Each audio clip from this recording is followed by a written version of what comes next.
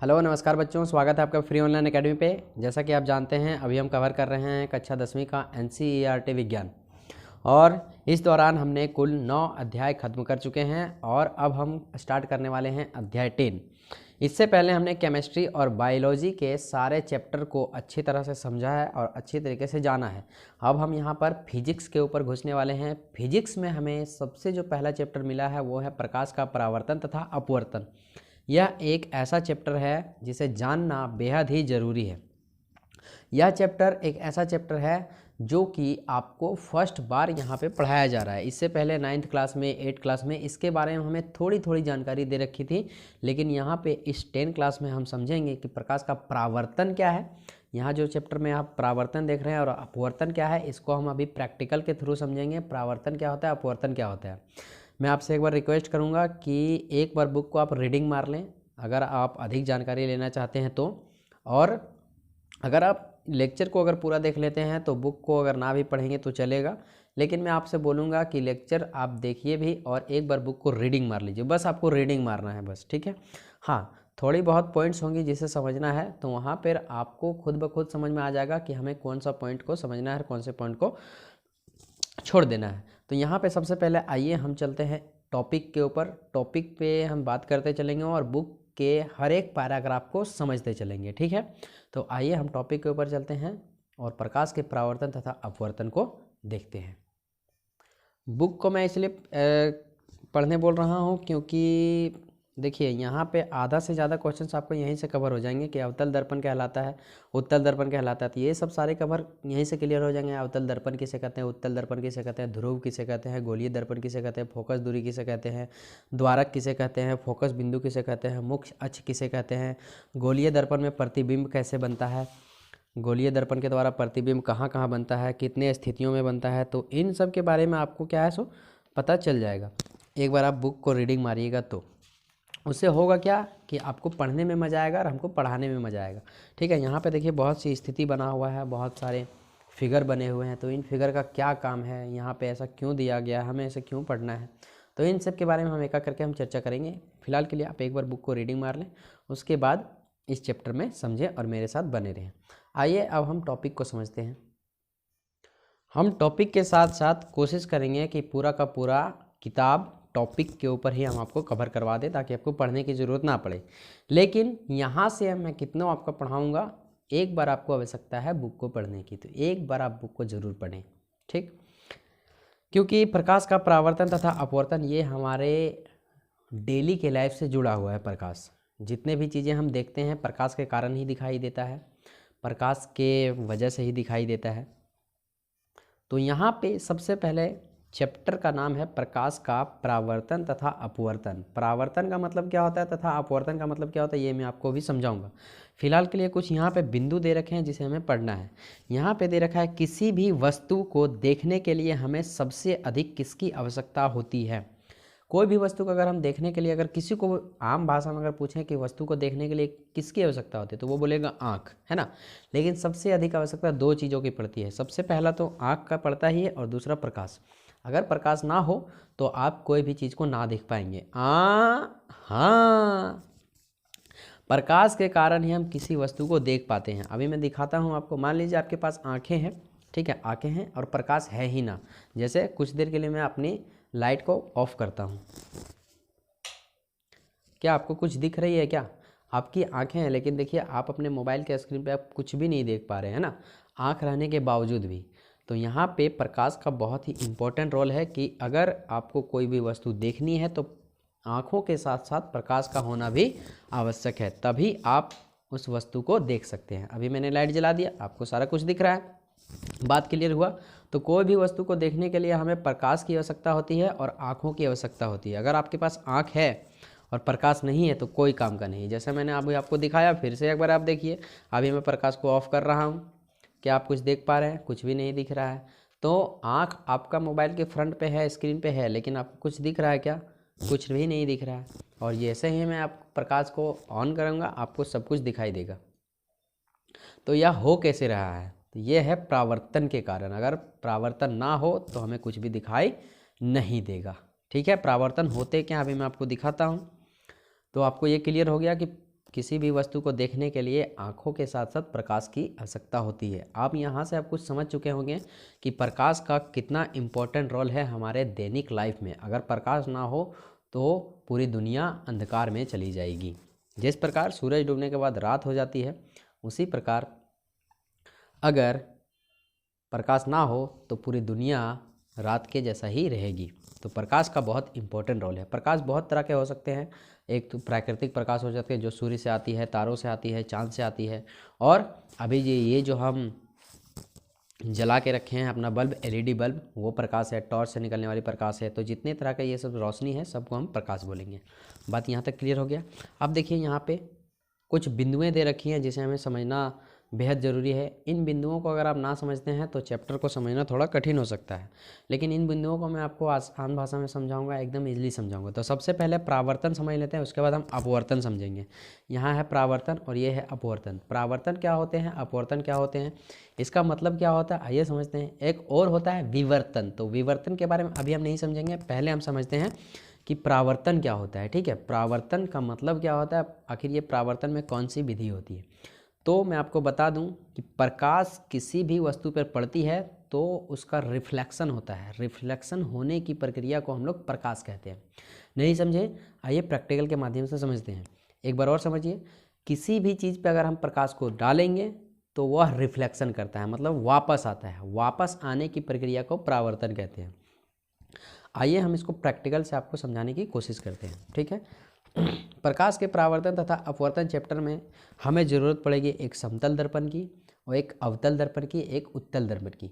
तो समतल दर्पण किसे कहते हैं, दर्पण उसे कहते हैं जिसमें आप हर रोज़ चेहरे देखते हैं। जी हाँ, जिसको आम भाषा में हम लोग आईना बोलते हैं। तो आईने को ही दर्पण बोला जाता है। ठीक है, बात क्लियर हो रहा है। अब देखिए, दर्पण आपने अपने लाइफ में एक प्रकार के दर्पण देखे होंगे जो आप आईने में चेहरा देखते हैं, तो उसे कहते हैं समतल दर्पण। जो सपाट हो, सीधा हो, वो होता है समतल दर्पण। एक होता है अवतल दर्पण। अवतल दर्पण कुछ इस तरह का घुमा हुआ होता है, उसे अवतल दर्पण कहते हैं, और इस तरह का उठा हुआ रहता है उसे उत्तल दर्पण कहते हैं। तो धीरे धीरे हम एक एक करके जानेंगे। फिलहाल के लिए हम यहाँ परावर्तन समझ रहे हैं और अपवर्तन समझ रहे हैं। इसको समझने के लिए हमको अब समतल दर्पण की ज़रूरत पड़ेगी। तो मैंने आपके लिए एक समतल दर्पण लाया है और इस समतल दर्पण में आपको प्रैक्टिकली रूप से दिखाऊंगा कि परावर्तन की प्रक्रिया होती कैसी है। तो यहाँ पे आप देख सकते हैं, ये आपका समतल दर्पण है।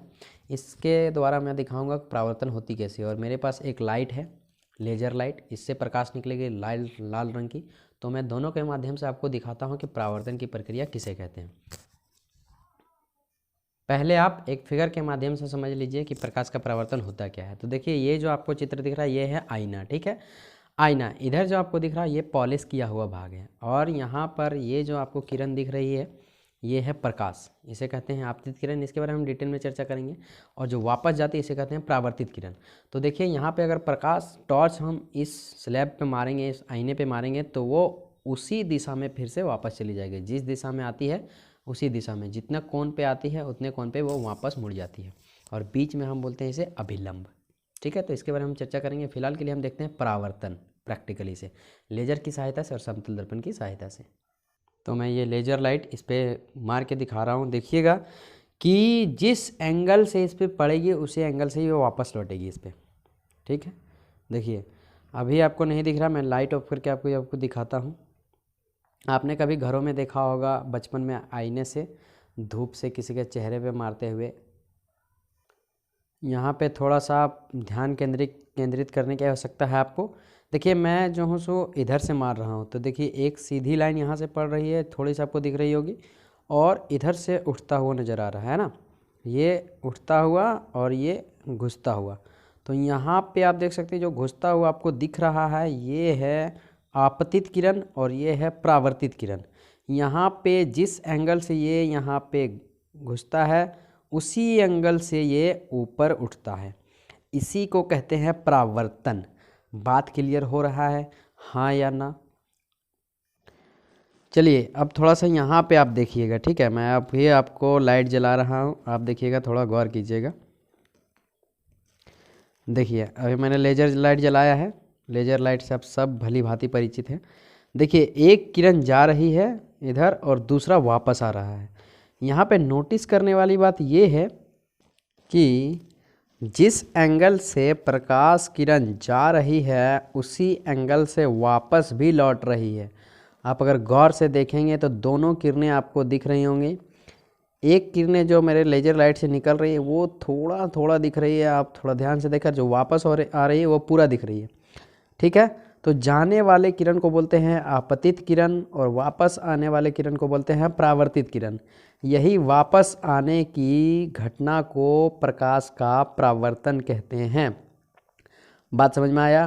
प्रकाश अगर हम कोई भी सतह पे मारते हैं और वह वापस आ जाता है, इस प्रक्रिया को परावर्तन प्रक्रिया कहते हैं। आशा करते हैं यह प्रैक्टिकल के माध्यम से आपको कुछ तो ज़रूर समझ में आया होगा और यह प्रैक्टिकल आप घर में भी कर सकते हैं आसानी से। बचपन में आपने घरों में किया होगा, जब आप छोटे थे तो किसी के चेहरे पे मारते होंगे, ये प्रकाश की लाइट धूप से आती है और डायरेक्ट घर के अंदर आप किए होंगे, तो आपको कुछ याद आया होगा, तो इस प्रकाश के परावर्तन को आप आसानी से समझ पाए होंगे। तो आशा करते हैं आप परावर्तन की इस क्रिया को समझ चुके होंगे लेजर लाइट के माध्यम से और समतल दर्पण के माध्यम से। अब आइए हम आपको दिखाते हैं अपवर्तन। अपवर्तन क्या होता है? तो देखिए, परावर्तन में क्या होता है कि लाइट जो है सो रिफ्लेक्ट कर जाती है। लाइट क्या होती है? रिफ्लेक्ट कर जाती है। लेकिन परावर्तन में ऐसा नहीं होता है। परावर्तन में रिफ्लेक्ट कर जाती है, लेकिन अपवर्तन में क्या होता है? ऐसा नहीं होता है। अपवर्तन में क्या होता है कि लाइट जो है सो पार हो जाता है, एक दूसरे के पार हो जाता है। जैसे देखिए, अपवर्तन को समझने के लिए सबसे पहले एक आपको पारदर्शी शीशा लेना होगा, जो मैंने ले लिया है। यहाँ पे आप देख सकते हैं ये पारदर्शी शीशा है। पारदर्शी मीन्स इस पार से उस पार जो दिख जाता है उसे पारदर्शी कहते हैं।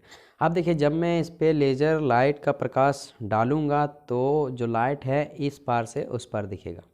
ठीक है, जैसे कि आप देख पा रहे हैं। देखिए, शीशे पे मार रहा हूँ लेकिन वहाँ पे दिख रही है प्रकाश के ऊपर, है ना? तो ये पार कर गई, इसी को बोलते हैं अपवर्तन। इसमें जो है प्रकाश वापस नहीं आती है, और प्रकाश जब वापस नहीं आएगी तो इस प्रक्रिया को अपवर्तन प्रक्रिया कहते हैं। बात क्लियर हुआ? आशा करते हैं यह भी आप चीज़ समझ चुके हैं। इसमें देखिए, लाइट जो है सो रिफ्लेक्शन नहीं करता है, ये पार हो जाता है। देखिए, हम मार रहे हैं शीशे के ऊपर, ठीक है? किस पे मार रहे हैं? शीशे के ऊपर, लेकिन कहाँ जा रही है? मेरे कॉपी पे दिख रही है ना।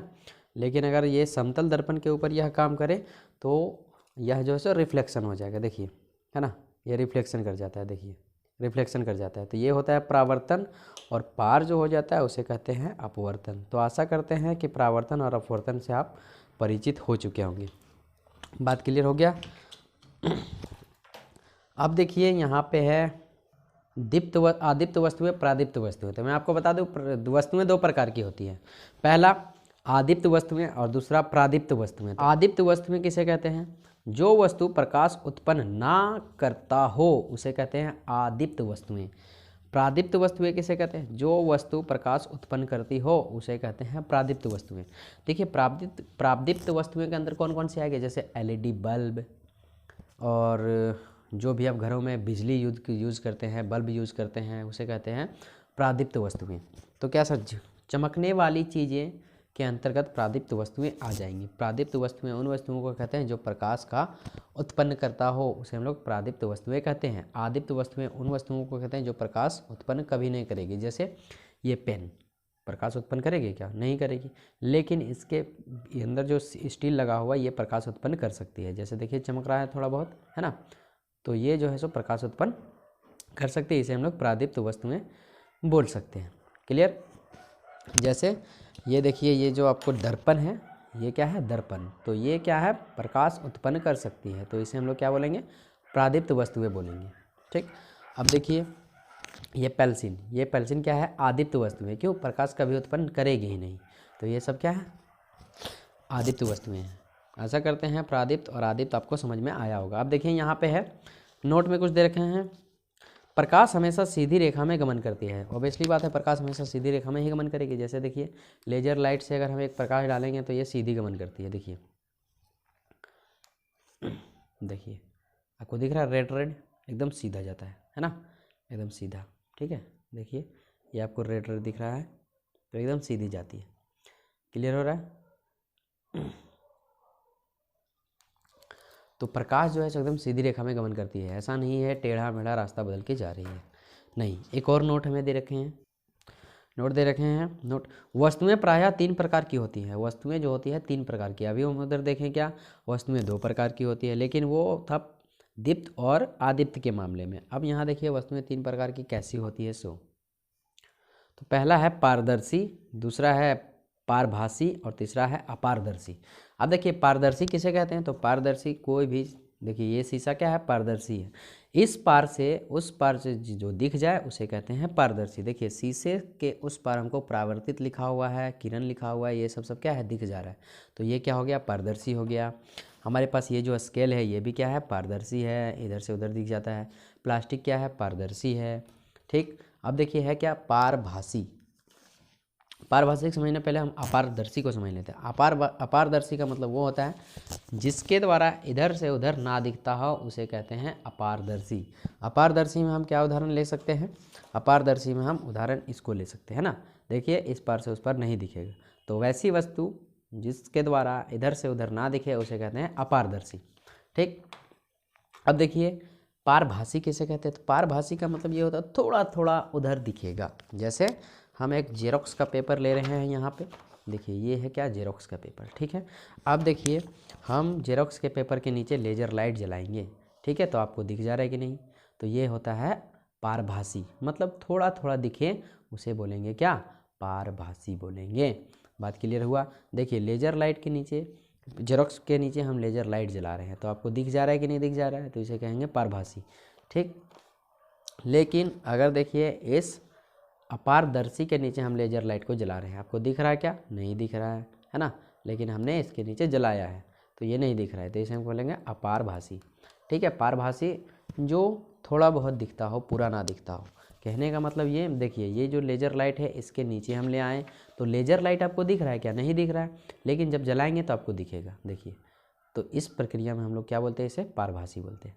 क्लियर, ठीक है, ये चीज़ समझ गए। अब आइए यहाँ पे मेन पॉइंट पे, देखिए यहाँ पे कुछ हमें दे रखे हैं, प्रकाश का परावर्तन क्या होता है। तो प्रकाश का परावर्तन जो भी हम प्रैक्टिकल के समझा है, प्रैक्टिकल में वो होता है, यहाँ पे दिखाया गया है उसको। तो यहाँ पे आप देख पा रहे होंगे कि प्रकाश के परावर्तन के नियम यहाँ पे दे रखे हैं।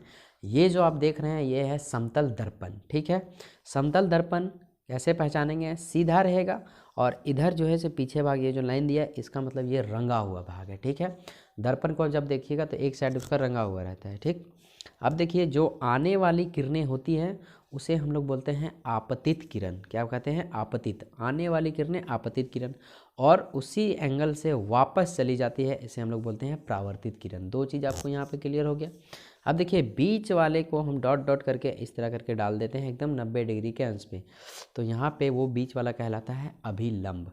अब देखिए जब आएगी और जाएगी और बीच में अभिलंब है तो यहाँ पे एक कोण बनेगा और यहाँ पे भी एक कोण बनेगा, तो इस वाले कोण को बोलते हैं आई और इस वाले को कोण को बोलते हैं हम लोग आर। ठीक, ये जो आई और आर है वो आपस में बराबर होते हैं। क्यों, क्योंकि जिस एंगल से आते हैं उसी एंगल से वापस लौट जाते हैं, इसीलिए आई और आर क्या है, कोण बराबर है। बात क्लियर। अब देखिए यहाँ जिस बिंदु पे ये दोनों स्थित हैं इसे कहते हैं आपतन बिंदु। ठीक, क्या कहते हैं, आपतन बिंदु। अब देखिए आई वाले कोण को हम लोग बोलते हैं आपतन कोण। क्या बोलते हैं, आपतन कोण। और आर वाले कोण को बोलते हैं, इस तरह से इधर आके, परावर्तन कोण। क्लियर, यहाँ इतने चीज़ें क्लियर हो गई। अगर क्लियर हो गई है तो वीडियो को लाइक कर दीजिएगा, आप लोग लाइक करना भूल जाते हैं। यहाँ कुछ नोट दे रखे हैं हमारे लिए जिन्हें देखना बेहद ज़रूरी है। तो पहला नोट है यहाँ पे, आपतन कोण परावर्तन कोण के बराबर होता है, आई बराबर आर। तो ये ओबियसली बात है, मैंने आपको बताया है कि जिस एंगल से ये किरण आती है उसी एंगल से वापस लौट जाती है, तो ये वाला और ये वाला क्या है, बराबर होगा। अगर ये 30 डिग्री का है तो ये भी 30 होगा, ये अगर 50 डिग्री है तो ये भी 50 होगा। तो हमेशा याद रखें आपतन कोण परावर्तन कोण के बराबर होता है। 1 नंबर में डायरेक्टली यहाँ से क्वेश्चन पूछ लिए जाते हैं कि आपतन कोण परावर्तन कोण के क्या होते हैं, खाली स्थान छोड़ देगा बराबर के नीचे, ऑप्शन दिया रहेगा बराबर, बराबर नहीं है, या फिर बड़ा छोटा इस तरह के दिया रहेगा, तो आप मारेंगे आपतन कोण परावर्तन कोण के बराबर होता है। आपतन कोण किसे कहते हैं, परावर्तन कोण किसे कहते हैं, आपतन किरण किसे कहते हैं, परावर्तित किरण किसे कहते हैं, अभिलंब किसे कहते हैं, आपतन बिंदु किसे कहते हैं। आप इन चीज़ों को देख चुके हैं। नोट करने के लिए आप टेंशन ना लें, नोट अभी आपको लास्ट में करना है, लास्ट में आपको समय दिया जाएगा, वहाँ पर आप नोट करेंगे। यहाँ पर सिर्फ आप लेक्चर देखिए। यहाँ पे एक और नोट दे रखे हैं, दूसरा नोट, आपतित किरण दर्पण के आपतन बिंदु पर अभिलंब तथा परावर्तित किरण सभी एक ही तल में होते हैं। यहाँ कोई बड़ी बात समझने वाली नहीं थी। यहाँ पे कह रहा है कि आपतित किरण, परावर्तित किरण, अभिलंब और आपतन बिंदु एक ही तल में स्थित होते हैं, जो कि हमको देखने को यहाँ मिल रहा है साफ साफ। ठीक है, तो उसी को हम यहाँ पे लिख दिया गया है। एक और नोट दे रखे हैं और यह नोट एकदम मोस्ट इम्पोर्टेंट है।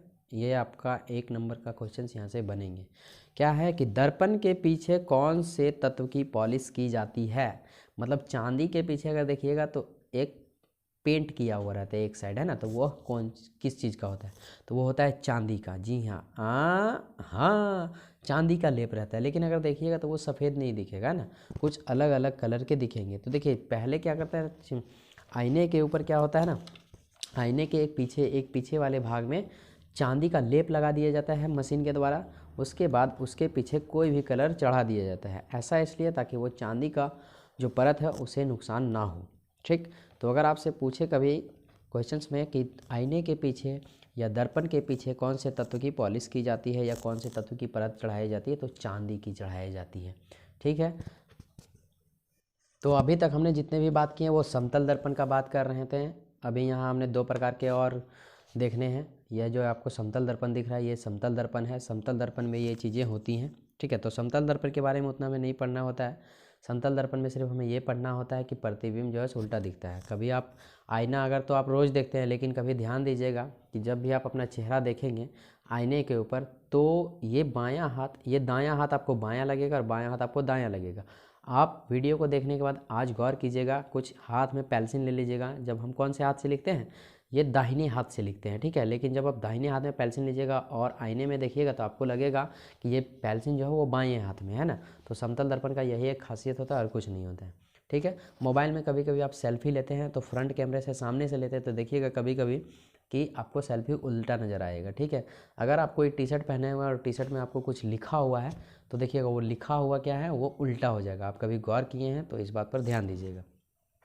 अब हम चलते हैं और 2 दर्पण हैं जिनके बारे में हम चर्चा करेंगे और इसके ऊपर हम अभी बात करेंगे। समतल दर्पण में हमें इतना ही देखना था, और भी क्वेश्चंस आएंगे तो उसको हम धीरे धीरे कवर करेंगे। अब हम देखते हैं गोलीय दर्पण क्या होते हैं। तो गोलीय दर्पण में हमें 2 दर्पण पढ़ने को मिलेंगे, एक उत्तल दर्पण और एक अवतल दर्पण। उत्तल दर्पण क्या होते हैं, अवतल दर्पण का क्या होते हैं, आइए समझते हैं। तो देखिए यहाँ पे है अवतल दर्पण और दूसरा है उत्तल दर्पण। देखिए अवतल दर्पण क्या होते हैं, उत्तल दर्पण क्या होते हैं। देखिए प्रायः हम लोगों को समतल दर्पण से ही काम चला दिया जाता है। ठीक है, हम लोगों का काम समतल दर्पण से ही चल जाता है, इसलिए हमने कभी अवतल दर्पण और तो उत्तल दर्पण को खोजा ही नहीं। लेकिन अवतल दर्पण डॉक्टर के पास जब जाएंगे और दांत का इलाज करवाने जाएंगे तो वहाँ पे आपको अवतल दर्पण देखने को मिल जाएगा। और उत्तल दर्पण देखिएगा, कभी आप ट्रक देखे होंगे या फिर अब से देखेंगे तो उस पर ध्यान दीजिएगा कि ट्रक का ड्राइवर जहाँ पे बैठता है ना, उसके बगल में एक दर्पण लगा हुआ रहता है। तो वो जो दर्पण रहता है ना, कुछ इस टाइप का दर्पण रहता है, कुछ इस टाइप का उभरा हुआ भाग रहता है, कुछ इस टाइप का। ठीक है, इस टाइप का भाग रहता है उभरा हुआ, तो उभरे हुए भाग को उत्तल दर्पण कहते हैं। जिसका पृष्ठ उठा हुआ हो उसे उत्तल कहते हैं और जिसका पृष्ठ ऐसे धंसा हुआ हो उसे अवतल दर्पण कहते हैं। ठीक है, इनके क्या क्या प्रयोग हैं हम धीरे धीरे समझेंगे और इसका क्या काम है हमारे डेली लाइफ में वो भी हम समझेंगे। यहाँ पे सबसे पहले हम अवतल दर्पण के बारे में समझते हैं और उत्तल दर्पण के बारे में समझते हैं। तो अवतल दर्पण में कुछ कुछ बिंदुएं हैं जिसे हमें समझना है। तो अवतल दर्पण में बेसिकली 6-7 चीज़ें पाई जाती हैं। पहला ध्रुव, दूसरा वक्रता केंद्र, तीसरा वक्रता त्रिज्या और चौथा मुख्य अक्ष, पांचवा फोकस बिंदु, छठा फोकस दूरी और सातवां द्वारक। तो ये जो सातों हैं मोस्ट इम्पोर्टेंट है, आपके 1 नंबर के क्वेश्चंस पूछ लिए जाते हैं डायरेक्टली एग्जाम में। कभी कभी 3 नंबर का भी पूछा जाता है कि ध्रुव किसे कहते हैं, वक्रता केंद्र किसे कहते हैं, वक्रता त्रिज्या किसे कहते हैं, मुख्य अक्ष किसे कहते हैं, मुख्य फोकस बिंदु किसे कहते हैं, फोकस दूरी किसे कहते हैं, द्वारक किसे कहते हैं। तो इन सब के ऊपर हम बात करेंगे। मैंने आपको कहा है कि एक बार आप बुक को रीडिंग मारिए, बहुत अच्छा से आपको समझ में आने वाला है। ठीक है, तो फिलहाल के लिए हम आपको लेके चलते हैं अवतल दर्पण के ऊपर। पहले हम अवतल दर्पण को समझेंगे, उसके बाद उसमें क्या क्या ध्रुव, वक्रता केंद्र, वक्रता त्रिज्या, मुख्य अक्ष कहाँ होते हैं वो समझेंगे। पहले अवतल दर्पण को तो समझ लें। तो देखिए जिसका परावर्तक पृष्ठ अंदर की ओर अर्थात गोले के अंदर की ओर धंसा हुआ हो वह अवतल दर्पण कहलाता है। जैसे यहाँ पे आप देख पा रहे हैं ये है अवतल दर्पण, इधर का जो भाग है इस तरह जो दिया हुआ ये है रंगा हुआ भाग और इधर है दर्पण। तो दर्पण जब डॉक्टर के पास जाइएगा तो यहाँ एक पकड़ने वाला स्टैंड दिया होगा, इसको पकड़ करके डॉक्टर क्या करते हैं अपना चेहरा या देखते हैं। या फिर अवतल दर्पण का एक अच्छा उदाहरण आपके घर में चम्मच होगा, आप उस चम्मच के देखिएगा इस तरह का भाग होता है वो है अवतल दर्पण। और जैसे ही चम्मच को ऐसे घुमा दीजिएगा तो ये कहलाने लगेगा उत्तल दर्पण। बात समझ में आया? चम्मच आपके घर में है तो अभी देखिए इधर वाले भाग को गहरा भाग को बोलते हैं अवतल दर्पण और पलटिएगा तो ये हो जाएगा उत्तल दर्पण। बात क्लियर हो गया? अवतल दर्पण किसे कहते हैं? तो यहाँ पे वही लिखा हुआ है कि अर्थात गोले के केंद्र की ओर धंसा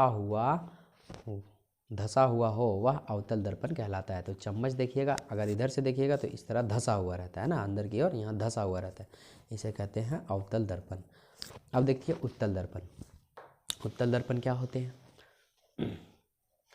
तो उत्तल दर्पण जिसका परावर्तक पृष्ठ बाहर की ओर उठा हुआ हो उसे उत्तल दर्पण कहते हैं। मैंने अभी कहा ना चम्मच, तो इधर रहेगा तो अवतल और ऐसे घुमा दीजिएगा तो ये उत्तल हो जाएगा। क्यों? क्योंकि परावर्तक पृष्ठ जो है सो ऐसे उठा हुआ है, तो उत्तल दर्पण हो गया। जैसे यहाँ पे ड्राइंग के ऊपर आप देखिए ये है उत्तल दर्पण, ठीक है। ये कौन सा दर्पण है? ये उत्तल दर्पण है। देखिए इधर वाला ये इस वाले भाग को रंग दिया गया है, मतलब इधर से आप चेहरा देख सकते हैं, ठीक है। इसके क्या क्या काम है मैं आपको अभी आगे बताऊंगा।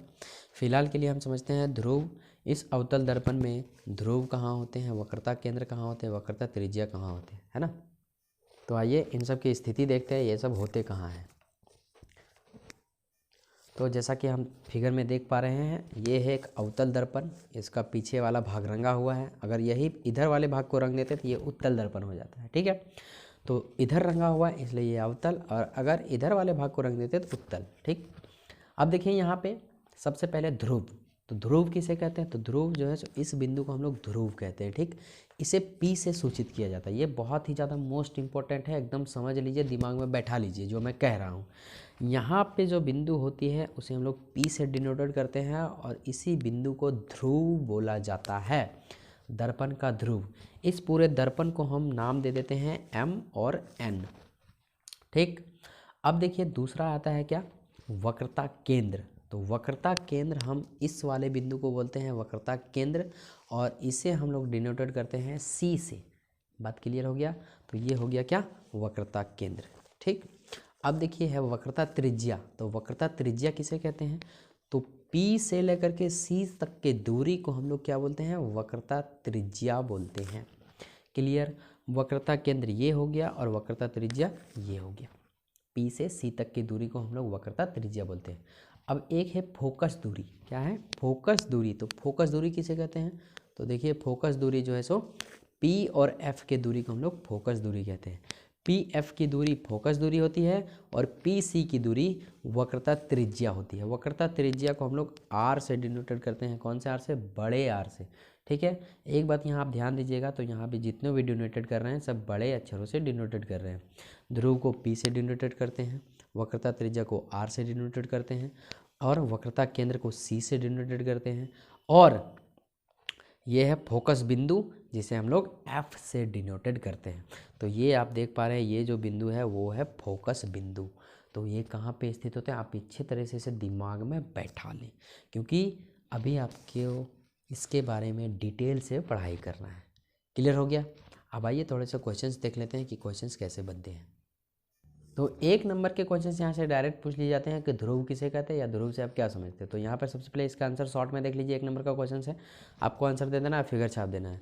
गोलीय दर्पण के परावर्तक पृष्ठ के केंद्र को ध्रुव कहते हैं। गोलीय दर्पण के परावर्तक पृष्ठ यही है परावर्तक पृष्ठ, और इसके केंद्र को क्या कहते हैं? ध्रुव कहते हैं। तो यहाँ से आपको ये लिख देना और ये संकेत आपको छाप देना है, आपको एक नंबर फुल में फुल आपके खाते में आ जाएगा, ठीक है। अब हम देखते हैं वक्रता केंद्र किसे कहते हैं। मैंने एक ही फिगर में सारी चीज़ को आपको दिखा दिया, यहाँ पे आपको अलग अलग दिखाना है। वक्रता केंद्र, गोलीय दर्पण का परावर्तक पृष्ठ एक गोले का भाग है। इस गोले का केंद्र गोलीय दर्पण का वक्रता केंद्र कहलाता है। यहाँ पे देखिए ये जो आपको दिख रहा है ये है वक्रता केंद्र, ठीक है। असल में बात ये है यहाँ पे आप प्रकार रख के एक गोला घुमाएंगे तो ये केंद्र ही कहलाएगा, ठीक है। तो इसको दर्पण में हम यहाँ बोलेंगे इसको वक्रता केंद्र, ठीक है। और इसके गोले की त्रिज्या को हम लोग त्रिज्या ही बोलते हैं, लेकिन दर्पण के ऊपर हम लोग बोलेंगे वक्रता त्रिज्या। अब हम देखते हैं वक्रता त्रिज्या किसे कहते हैं। आपके एग्जाम में आएगा तो आपको इसी तरह लिखना है और आपको फिगर इसी तरह छाप देना है। अब है वक्रता त्रिज्या किसे कहते हैं, डायरेक्ट एग्जाम में क्वेश्चन पूछ लिए जाएंगे आपसे। तो गोलीय दर्पण का परावर्तक पृष्ठ जिस गोले का भाग है उसकी त्रिज्या दर्पण की वक्रता त्रिज्या होती है। तो देखिए यहाँ से C से लेकर के P तक की दूरी वक्रता त्रिज्या कहलाती है। इस चीज़ को आप नोट करके रखें, ठीक है। तो ये है क्या है, वक्रता त्रिज्या। मैं यहाँ लिखना भूल गया हूँ तो यहाँ पे मैं लिख देता हूँ, ये क्या है, वक्रता त्रिज्या। क्लियर। अब आइए अगला पॉइंट देखते हैं। ये सब पॉइंट नहीं है, ये सब क्वेश्चंस हैं, ठीक है, जो डायरेक्टली एग्जाम में पूछ लिए जाते हैं। मुख्य अक्ष किसे कहते हैं। तो देखिए गोलीय दर्पण के ध्रुव तथा वक्रता त्रिज्या से गुजरने वाले सीधी रेखा को दर्पण का मुख्य अक्ष कहते हैं। ये क्या बात हुआ भैया। तो देखिए ये जो रेखा आप देख पा रहे हैं इसी को, इस रेखा को कहते हैं मुख्य अक्ष, ठीक है, जैसा कि आपको यहाँ पे दिखाया जा रहा है, इसे कहते हैं मुख्य अक्ष। गोलीय दर्पण के ध्रुव तथा वक्रता त्रिज्या से, गोलीय दर्पण के ध्रुव तथा वक्रता त्रिज्या से गुजरने वाली रेखा को हम लोग मुख्य अक्ष कहते हैं। असल बात में ये है, इसी रेखा को हम लोग मुख्य अक्ष बोल सकते हैं। क्लियर हुई, ठीक है। तो मुख्य अक्ष आपको समझ में आ गया। अगला देखते हैं। अगला क्वेश्चन है मुख्य फोकस या फोकस बिंदु किसे कहते हैं। तो मुख्य फोकस और मुख्य फोकस बिंदु एक ही चीज़ है, ठीक है, कन्फ्यूजन नहीं करना है। तो दोनों में से कोई एक रहेगा। हम फोकस बिंदु किसे कहते हैं या मुख्य फोकस किसे कहते हैं। तो आंसर है दर्पण के मुख्य अक्ष के एक ही बिंदु पर मिल रही बिंदु को फोकस बिंदु कहते हैं। देखिए यहाँ पे थोड़ा सा आपको कॉम्प्लेक्सन की ज़रूरत है, थोड़ा सा एडजस्ट कीजिए। दर्पण के मुख्य अक्ष के एक ही बिंदु पर मिल रही बिंदु को फोकस बिंदु कहते हैं। मतलब नहीं समझे, समझिए। देखिए यहाँ पे आपको दर्पण दिख रहा है, ये वाली, ठीक है। तो देखिए यहाँ से प्रकाश आ रही है, यहीं से मुड़ रही है, यहाँ से प्रकाश आ रही है, यहीं से मुड़ रही है, यहाँ से आ रही है तो इधर से ही वापस, यहाँ से आ रही है तो इधर से वापस, यहाँ से आ रही है तो इधर से वापस। देखिए फोकस पर मिली, तो यहाँ पे दर्पण से क्या बोला, दर्पण के मुख्य अक्ष पर मिल रही मुख्य अक्ष के एक ही बिंदु पर मिल रही फोकस बिंदु को फोकस बिंदु कहते हैं। तो यहाँ पर देखिए ये जो है सो इसे फोकस बिंदु कहते हैं, ठीक है। जहाँ पे एक ही बिंदु पर सभी रेखाएं आकर मिलते हैं उसे फोकस बिंदु कहते हैं। ये है अवतल दर्पण और ये है उत्तल दर्पण। तो उत्तल दर्पण में भी वही प्रोसेस होता है। तो यहाँ पे संकेत के माध्यम से आपको दिखाया कि ये है फोकस बिंदु और इसका इधर ये है फोकस बिंदु, ठीक है। आशा करते हैं ये चीज़ भी आपको समझ में आया होगा। अब है फोकस दूरी किसे कहते हैं। मोस्ट इंपॉर्टेंट है, एकदम मोस्ट इंपॉर्टेंट है फोकस दूरी। दर्पण के ध्रुव तथा फोकस बिंदु के बीच की दूरी को फोकस दूरी कहते हैं। नहीं समझे, देखिए दर्पण के ध्रुव यानी कि P तथा फोकस बिंदु के बीच की दूरी की, फोकस बिंदु ये है, बीच की दूरी को फोकस दूरी कहते हैं। देखिए यहाँ से यहाँ तक की दूरी को क्या कहते हैं, फोकस दूरी कहते हैं। क्लियर हो गया बात, ठीक है। ये है वक्रता केंद्र और ये है फोकस बिंदु और ये है ध्रुव। इस चीज़ को आप नोट कर लें एकदम अच्छे से, क्योंकि पूरा चैप्टर में यही भेटने वाला है आपको। और जब तक चैप्टर पढ़िएगा तब तक ये पूछा आपको नहीं छोड़ेगा। तो एक काम कीजिए, आप ही इसके पीछे लग जाइए, ठीक। अब है द्वारक। द्वारक किसे कहते हैं। देखिए गोलीय दर्पण के वृत्ताकार सीमा रेखा का व्यास दर्पण का द्वारक कहलाता है। देखिए ये आपको यहाँ पे फिगर दिख रहा है, ये है दर्पण और दर्पण ये गोलीय है। अगर इसको हम आगे बढ़ाएंगे और इसको भी इधर से आगे बढ़ाएंगे तो ये एक वृत्त के आकार का हो जाएगा, ठीक है। अब देखिए यहाँ से यहाँ तक की दूरी को फोकस दूरी कहते हैं, यहाँ से यहाँ तक की दूरी को वक्रता त्रिज्या कहते हैं, इसको ध्रुव कहते हैं, इसको फोकस बिंदु कहते हैं, इसको वक्रता केंद्र कहते हैं, ठीक है। अब देखिए इसको डॉट डॉट करके अगर यहाँ तक इस पूरे वृत्त तक बढ़ा दिया जाए तो ये व्यास हो जाता है मैथ की भाषा में, लेकिन साइंस की भाषा में ये द्वारक कहलाता है। यहाँ से यहाँ तक का पूरा लाइन क्या कहलाता है, द्वारक कहलाता है। बात क्लियर हो गया। मैथ की भाषा में यहाँ तक कि यहाँ से को हम लोग सिर्फ त्रिज्या बोलेंगे, लेकिन साइंस की भाषा में इसे वक्रता त्रिज्या बोलेंगे। क्लियर। और उसी तरह मैथ की भाषा में यहाँ से यहाँ तक को इसको हम लोग व्यास बोलेंगे, लेकिन यहाँ पे इसको द्वारक बोलना है। तो क्लियर हो गया। तो ये 7 चीज़ें हैं जो कि आपके एग्ज़ाम की दृष्टि से बहुत ही ज़्यादा इंपॉर्टेंट है। अब थोड़ा सा हम आगे देखते हैं, आगे क्या है। तो यहाँ पे 1 इंपॉर्टेंट फार्मूला दे रखा है, एकदम इंपॉर्टेंट है, मोस्ट इंपॉर्टेंट है, ठीक है। पहला फार्मूला है R = 2F आर बराबर क्या होता है 2f। यहाँ आर से मतलब वक्रता त्रिज्या समझना और एफ का मतलब फोकस दूरी समझना है। ठीक है, कहने का मतलब ये है कि वक्रता त्रिज्या बराबर क्या होता है 2f होता है। देखिए यहाँ से यहाँ तक का दूरी क्या है डबल है और यहाँ से यहाँ तक सिंगल है, तो वक्रता त्रिज्या का मतलब क्या होता है 2f होता है। इसे हमेशा आपको याद रखने हैं। अब देखिए यहाँ पे है f बराबर r/2, तो कुछ नहीं किया, f का f इधर रह दिया और जो 2 है गुना में बराबर के इधर भागा में ले आया। ठीक है, तो f बराबर पूछे तो r/2 बताना है और r बराबर पूछे तो 2f बताना है।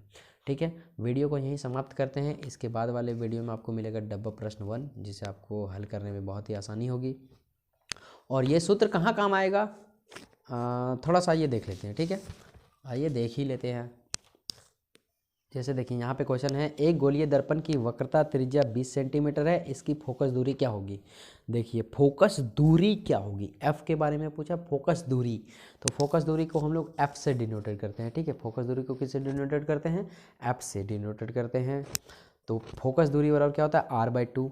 वक्रता त्रिज्या मतलब 20, मतलब r दे रखे हैं कितना 20, तो फोकस दूरी मतलब f बराबर कितना r/2 होता है। और यहाँ वक्रता त्रिज्या मतलब r कितना रखे हैं 20 सेंटीमीटर दे रखे हैं, बट्टा में 2 करेंगे 10 सेंटीमीटर, हमारा क्या आ जाएगा आंसर आ जाएगा। ठीक है, 1 नंबर के क्वेश्चन आपके एग्जाम में पक्का आने वाले हैं। दूसरा क्वेश्चन है, उस अवतल दर्पण की वक्रता त्रिज्या ज्ञात कीजिए जिसकी फोकस दूरी 16 सेंटीमीटर। यहाँ क्वेश्चन घुमा दिया, आर बराबर पूछ दिया। ठीक है, तो वक्रता त्रिज्या हमें ज्ञात करनी है, तो आर बराबर हम जानते हैं क्या होता है 2f होता है। तो आर बराबर 2 का 2 और जो f है वो कितना है, फोकस दूरी कितना है 16 सेंटीमीटर, तो 16 बिठा दिए, आर बराबर सिंपल 32 सेंटीमीटर आ गया। एक और क्वेश्चन है जिसको हम हल नहीं करेंगे, आपको हल करना है। उस उत्तल दर्पण की वक्रता त्रिज्या ज्ञात कीजिए जिसकी फोकस दूरी 50 सेंटीमीटर है। वक्रता त्रिज्या मतलब आर बराबर क्या होता है 2f होता है, आपको ज्ञात करना है। आपको अगर ये समझ में आया तो कमेंट सेक्शन में आप हमको कमेंट करके बताएंगे कि इसकी फोकस दूरी 50 सेंटीमीटर है तो वक्रता त्रिज्या क्या होगी। ठीक है, अभी आपको बगल में नोट्स करने के लिए मिलेगा, नोट्स कर लीजिए आप अच्छे से। ठीक, मिल लेंगे अगले वीडियो में। ये वीडियो का पार्ट 1 है। पार्ट 1 में हम सीखेंगे कि प्रतिबिंब कैसे बनाते हैं। ठीक, तब तक के लिए thank you and bye bye. Notes मिल रहा है बगल में, इधर अभी आपको नोट्स मिलेगा, नोट्स कीजिए पहले।